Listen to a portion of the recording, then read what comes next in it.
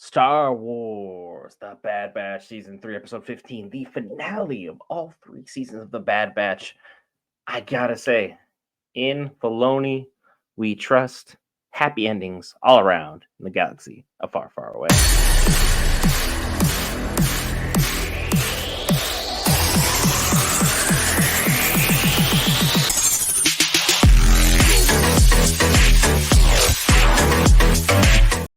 All right, guys, Brent here back for Geek. We cover all things Marvel, DC, Lord of the Rings, anime, Star Wars, gaming, and more. This time, Bad Batch.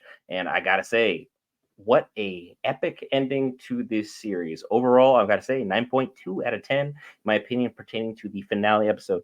Look, the music in this episode was peak. This was some of the best music we've had pertaining in Star Wars. We had a lot of great arcs culminating in this episode, just to touch on a few, just so we can kind of cover our bases here. Admiral Rampart and Nala Se, look, they had very contradicting views on things. Rampart was all about himself. He was evil to the core. He was evil, but given a chance to redeem himself. Nala Se, evil for the sake of science, but at the same time, at the very end, decided a change of heart was in order and people's lives were far more important. And she was willing to sacrifice herself in order for the greater good. Their arcs culminated and crossed beautifully. I think that was really, really well done. Crosshair's arc fully came to culmination where he was willing to sacrifice himself, pay for his sins, and atone for everything that happened up till this point, and then was able to make the shot. All season long, he has not been able to make shot after shot after shot due to nerves, fear, what have you. And then ultimately, this episode, boom, boom, ship goes down, boom, boom, there goes Hemlock.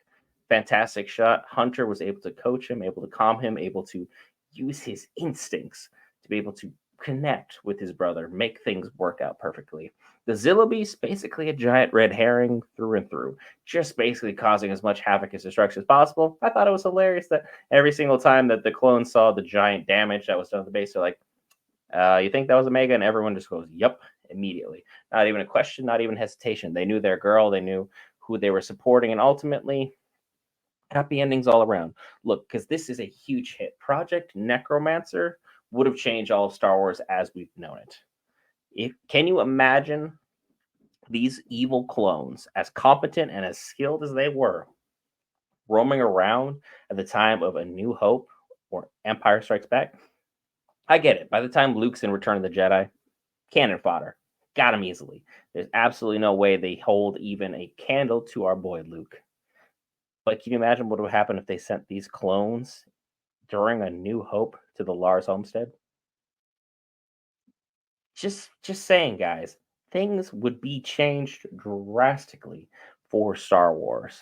Luke could have been got. Obi-Wan at his old age would have had a heck of a time dealing with this. I'm fully saying that he is going to handle that business, but at the same time, it's not going to be light work.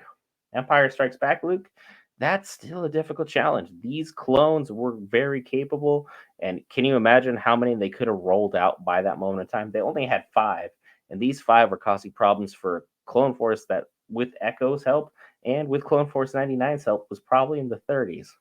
5v30 isn't really good odds, but luckily our boys were able to pull through.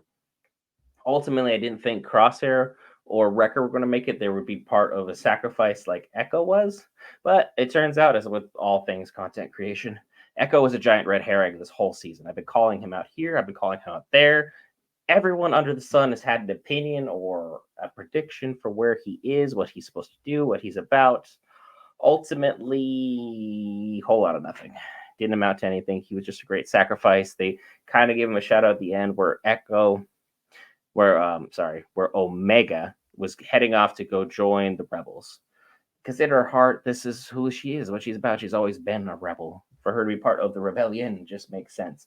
And the fact that the rebellion also got this interesting callback with Project Stardust from Admiral Tarkin is definitely interesting.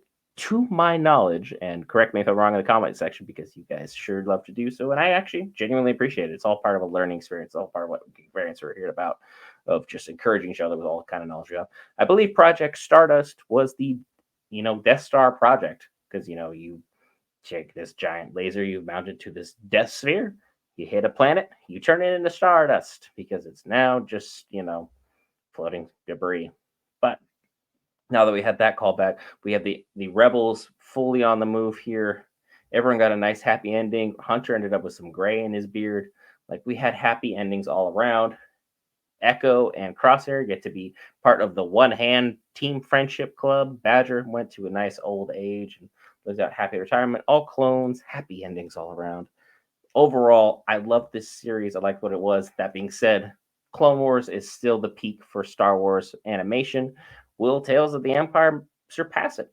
Find out Friday night on our live stream. If you hit that lovely red subscribe button, Friday night going into Saturday morning, I'll have all 6 episodes covered during a live stream as well as a full on recap.